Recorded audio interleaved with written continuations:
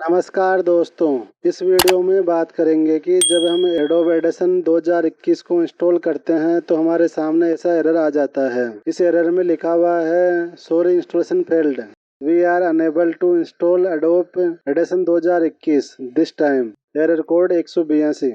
इस एरर को कैसे सही करते हैं इसके दो तरीके के बारे में जानेंगे।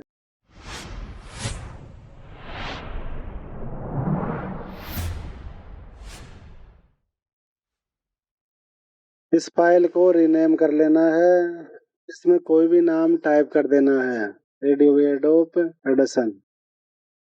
फिर हम इसको इंस्टॉल करेंगे तो ये इंस्टॉल होने लग जाएगा। दूसरा तरीका, इस फाइल को कॉपी कर लेना है और इसे डेस्कटॉप पर पेस्ट कर देना है। इस फाइल को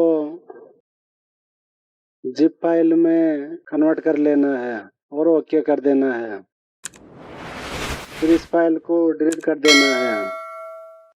फिर दोबारा इस फाइल पर राइट क्लिक करके इसे एक्सट्रैक्ट फाइल पर क्लिक करना है और ओके कर देना है। रन एज एडमिनिस्टर पर क्लिक करना है तो हमारा एडोब एडिशन इंस्टॉल होने लग जाएगा।